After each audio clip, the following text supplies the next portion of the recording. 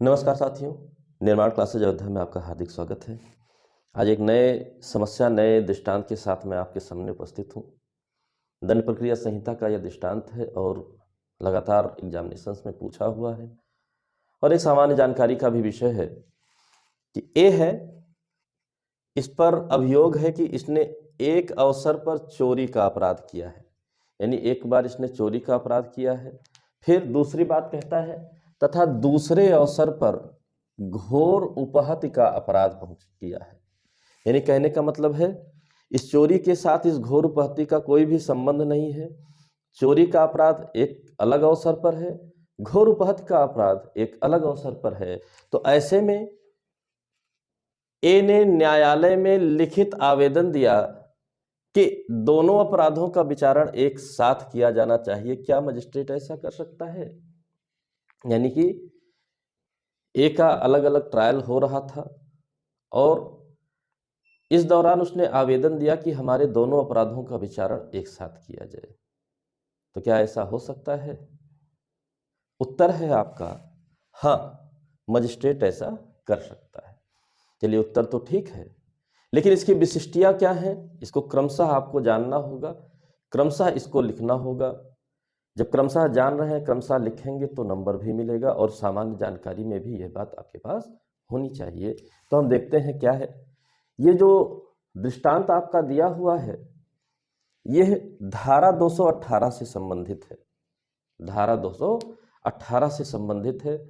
धारा 218 क्या बात करती है? सुभिन्न अपराधों के लिए, ठीक है, सुभिन्न अपराधों के लिए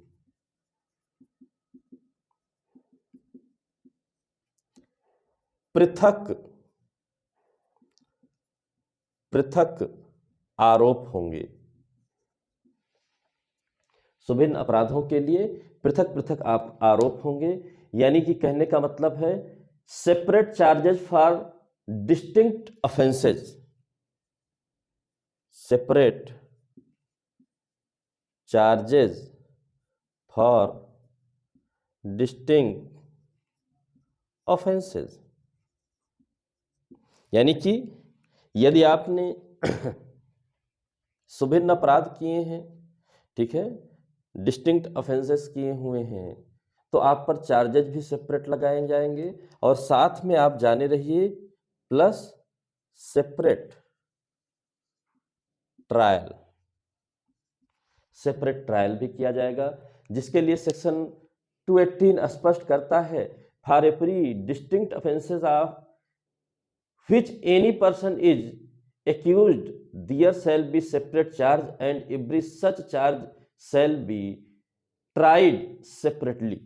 ट्राइड भी सेपरेटली ही होगा, सेपरेट ट्रायल होगा। अब बात आई सेपरेट ट्रायल होगा, ठीक है, सेपरेट आपका चार्ज भी लगेगा, डिस्टिंक्ट ऑफेंसेस हैं। तो यहां तो उत्तर आ रहा है हाँ, मजिस्ट्रेट ऐसा कर सकता है। दोनों बातों में कॉन्ट्राडिक्शन हो गया। इसी वजह से आपसे प्रश्न भी पूछता है। सेक्शन 218 यदि आप पढ़ेंगे सीआरपीसी में तो आपको स्पष्ट मिलेगा। यहां पर इलस्ट्रेशन भी लिखा है का पर एक अवसर पर चोरी करने और दूसरे अवसर पर घोर उपहत करने का अभियोग है। चोरी के लिए और घोर उपहत कार्य करने के लिए का पर पृथक पृथक आरोप लगाएंगे और उनका पृथकता विचारण भी होगा। दृष्टांत भी इन्होंने लिखा है। फिर ये उत्तर कैसे होगा? यही कंफ्यूजन का विषय होता है, यही कंफ्यूजन का विषय होता है, जिसे क्लियर करना जरूरी है, अपने कॉन्सेप्ट को बिल्डअप देना जरूरी है। तो अब जब इस धारा को आगे पढ़ेंगे तो एक परंतुक के रूप में प्रोवाइडेड दैट के रूप में अपवाद लिखा हुआ है। परंतुक के रूप में क्या लिखा है? अपवाद लिखा हुआ है। यानी आप क्रमशः अपनी बात को बताएंगे तब आपका उत्तर सही होगा, अदरवाइज रटने से सही नहीं होगा। तो जब हम परंतुक के रूप में अपवाद एक्सेप्शन की बात करते हैं तो यहां पर लिखा है अभियुक्त व्यक्ति, ठीक है, जो एक्यूज्ड पर्सन होगा, अभियुक्त व्यक्ति होगा, इसके बारे में लिखा है। क्या करेगा?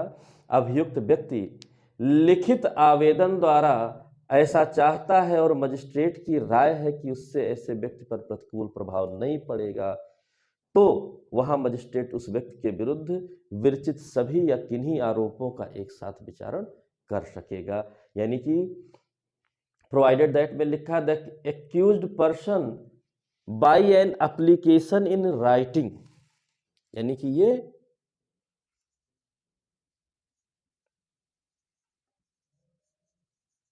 एप्लीकेशन देगा, लिखित आवेदन करेगा, ठीक है, लिखित आवेदन करेगा, राइटिंग में एप्लीकेशन करेगा, फिर प्लस इसमें एक बात और जुड़ेगी, ठीक है, ओपिनियन ऑफ मजिस्ट्रेट की राय, ओपिनियन ऑफ मजिस्ट्रेट जुड़ेगा।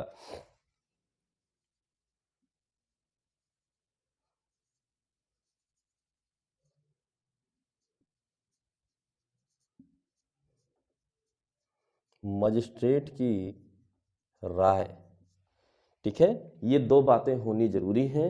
रिटन एप्लीकेशन होना चाहिए एक्यूज्ड की ओर से, और साथ ही मजिस्ट्रेट की राय होनी चाहिए that such person is not likely to be prejudicated thereby the magistrate में ट्राई टुगेदर, यानी कि इन राय है कि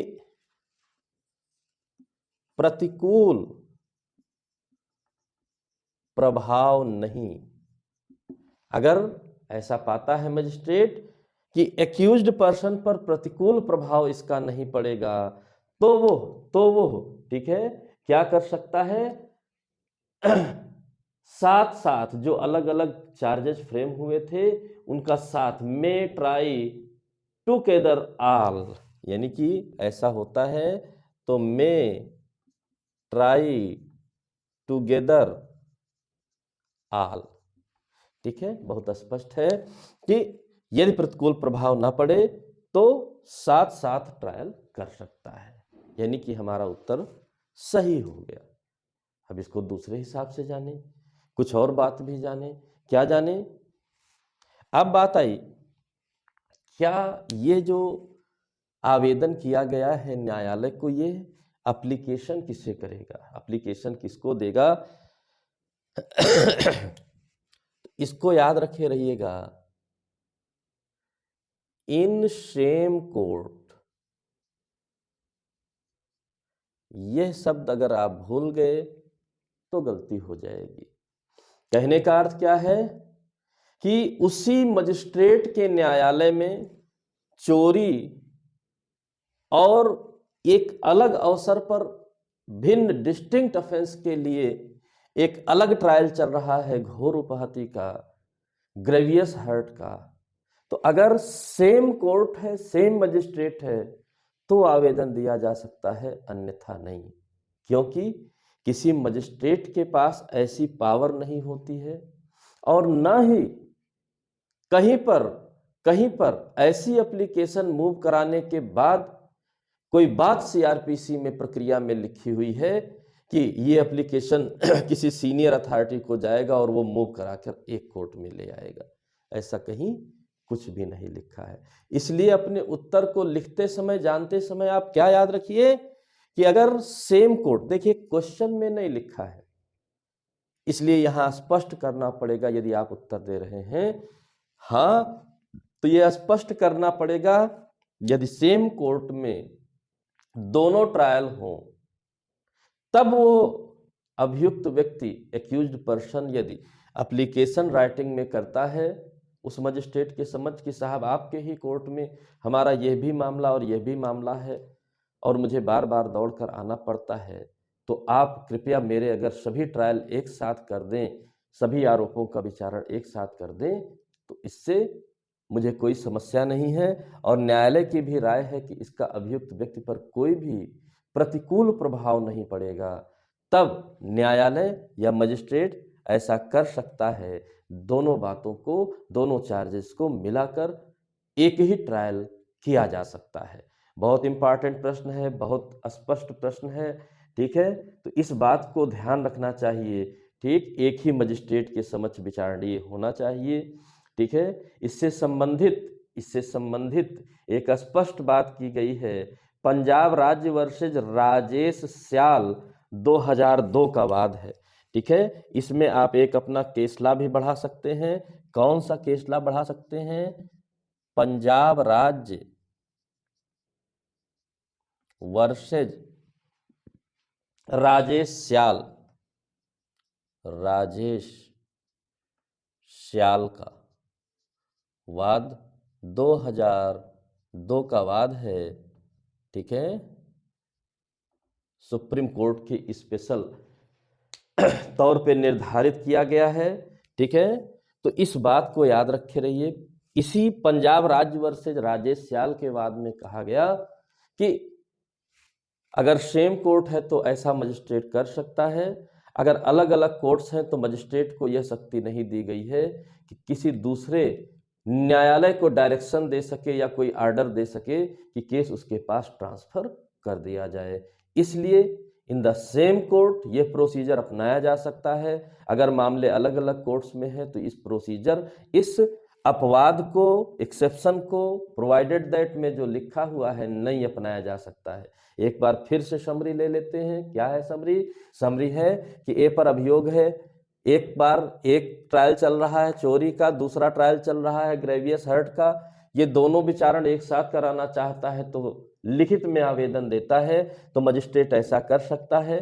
हालांकि नियम है धारा 218 में कि separate charges for distinct offence, विभिन्न अपराधों के लिए सेपरेट चार्जेज होंगे और सेपरेट ट्रायल भी होगा। लेकिन वहीं पर परंतु अपवाद के रूप में लिखा हुआ है, आपका क्या लिखा हुआ है? अगर एक्यूज्ड पर्सन रिटन एप्लीकेशन देता है और मजिस्ट्रेट की भी ओपिनियन है, और क्या ओपिनियन है कि एक्यूज्ड पर प्रतिकूल विपरीत प्रभाव नहीं पड़ेगा, उसके साथ न्याय ही होगा, तो वो ऐसा ट्रायल ज्वाइंट कर सकता है, ज्वाइंटली ट्राई कर सकता है। ठीक है, लेकिन इसके लिए पंजाब राज्य वर्सेज राजेश श्याल 2002 के बाद में बताया गया कि ऐसा एप्लीकेशन उसी कोर्ट में मूव कराया जा सकता है यदि trials in the same court हो, यदि अदर मजिस्ट्रेट ट्रायल हो रहे हैं, मजिस्ट्रेट कोर्ट हैं या कोर्ट्स अलग अलग हैं, तो ऐसा नहीं हो सकता। क्योंकि किसी भी मजिस्ट्रेट को या कोर्ट को यह अधिकार नहीं है कि किसी कोर्ट को आदेश कर सके। ठीक है, सामान्य तौर पर पैरेलल हैं दोनों, इसलिए आदेश डायरेक्शन नहीं दिया जा सकता है, अपने पास केस नहीं मंगाया जा सकता है। बिल्कुल स्पष्ट है, कोई कंफ्यूजन नहीं होना चाहिए। प्री मेंस इंटरव्यू तीनों जगहों पर समान रूप से आपके लिए इंपॉर्टेंट है, मोस्ट इंपॉर्टेंट क्वेश्चन है। तो इसके साथ आज मैं था, अगले दृष्टांत तक का इंतजार करिए, जल्द ही आपको वो भी मिलेगा। सीआरपीसी से जुड़े अन्य दृष्टांत भी मिलेंगे, एविडेंस के भी मिलेंगे, आईपीसी के भी मिलेंगे। धीरे धीरे ये सीरीज हमारी ऐसे ही आगे बढ़ती रहेगी। लाइव क्लासेज भी शुरू हो चुकी हैं। आप चैनल को सब्सक्राइब करिए, वीडियोस को लाइक करिए, शेयर करिए, स्वयं भी पढ़िए, अपने मित्रों को भी शेयर करिए, सब्सक्राइब कराइए, ताकि ज़्यादा से ज़्यादा लोग लाभ उठा सकें। तब तक के लिए जय हिंद, जय भारत, धन्यवाद।